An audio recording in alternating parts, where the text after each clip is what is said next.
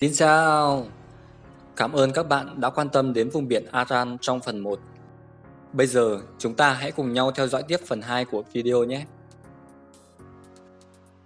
Người dân Liên Xô ngày trước, ở một chừng mực nào đó, đã thành công với các kế hoạch 5 năm nhằm đẩy mạnh sản xuất bông trong khu vực xung quanh biển Aran. Kết quả là Uzbekistan ngày nay nằm trong số những nước xuất khẩu bông lớn nhất thế giới.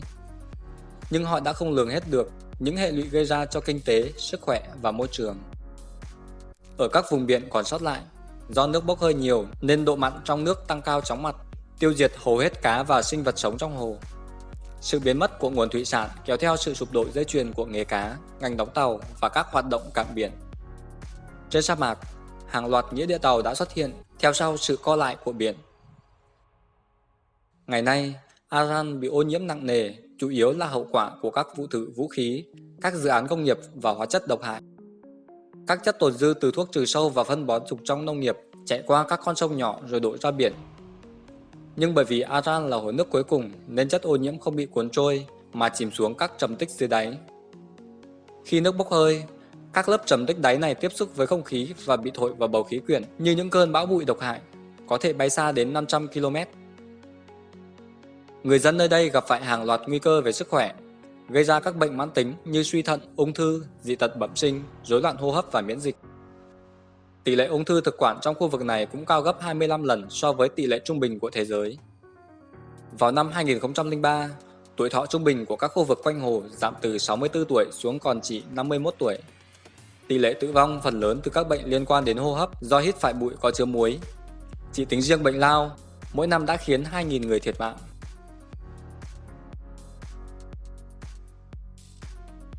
Cuộc sống thường ngày của người dân xung quanh biển Aran cũng không hề dễ chịu chút nào.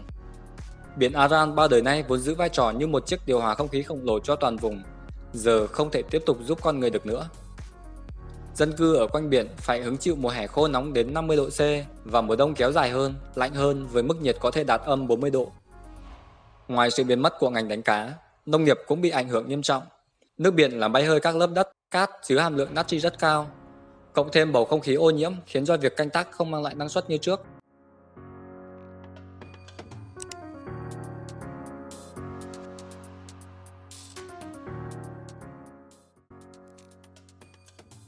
Trước tình hình tồi tệ đó, các nước có biển không thể khoanh tay đứng nhìn được.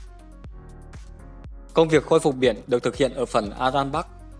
Các công trình tưới tiêu trên sông Sydaria đã được cải thiện nhằm giảm lượng nước bị hao hụt, gián tiếp tăng lượng nước đổ ra biển. Tháng 10 năm 2003, chính phủ Kazakhstan thông báo kế hoạch xây con đập bê tông dài 13 km, ngăn cách hai phần biển Aran Bắc và Nam. Đây là một phần của dự án 68 triệu đô la Mỹ từ nguồn vốn vay của Ngân hàng Thế giới. Kể từ khi con đập hoàn thành vào tháng 8 năm 2005, mực nước ở phần phía bắc của biển Aran tăng lên đáng kể, từ mức 30m lên 38m và có khả năng sẽ lên đến 42m. Độ mặn đã giảm bớt, đủ để một số loài cá có thể sống được. Những chuyên gia từng cho rằng Aran Bắc là một thảm họa môi trường, đã thật ngạc nhiên khi biết tin ngành công nghiệp đánh bắt cá đang dần phục hồi. Đồng thời, nó cũng làm khí hậu và môi trường xung quanh có những chuyển biến tích cực, giúp cải thiện khu vực nông nghiệp vốn bị cát lấn và mang lại hy vọng biển sẽ mở rộng trở lại. Tuy nhiên, những tín hiệu đáng mừng trên không có nghĩa biển Aran đã hồi sinh. Bởi phần biển phía Bắc này nếu được phục hồi lại tối đa cũng chỉ chiếm chưa đầy 10% diện tích biển Aran nguyên thủy.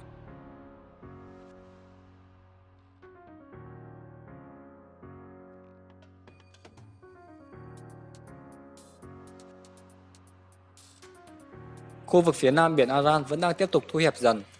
Các chuyên gia môi trường khuyến cáo hai nước Kazakhstan và Uzbekistan cần có những hành động khẩn cấp và quyết liệt nếu muốn bảo tồn ít nhất một phần của vùng biển này. Phần biển Nam Aran, phần lớn nằm ở Uzbekistan, vốn nghèo hơn, bị bỏ mặc cho số phận. Song dự án ở phần Aran Bắc đã mang lại đôi chút hy vọng. Nước tháo từ biển Aran Bắc thông qua con đập mới xây định kỳ bổ sung cho phần phía Nam.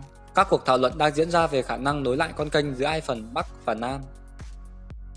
5 nước vùng Trung Á là Kazakhstan, Uzbekistan, Turkmenistan, Tajikistan và Kyrgyzstan đã cùng nhau thành lập Quỹ Quốc tế Cứu vùng biển Aran. Với mục tiêu chính là cứu vùng biển Aran, phục hồi sinh thái cho toàn bộ lưu vực biển. Các dự án của Ngân hàng Thế giới dành cho Aran Bắc đã mang lại những kết quả bước đầu, mở ra tia hy vọng cải thiện tình hình môi trường trong khu vực. Sự ủng hộ mang tính toàn cầu sẽ là cơ hội cho biển Aran phục sinh, nhất là khi các nước trong vùng tạm gác những mâu thuẫn để hướng đến mục tiêu chung lớn hơn. Bức tử những dòng sông, những cánh rừng, những ngọn đồi và biển cả là vấn đề của vài chục năm, có khi chỉ là vài năm. Còn làm hồi sinh chúng là bài toán của cả thế hệ, thậm chí không bao giờ có thể.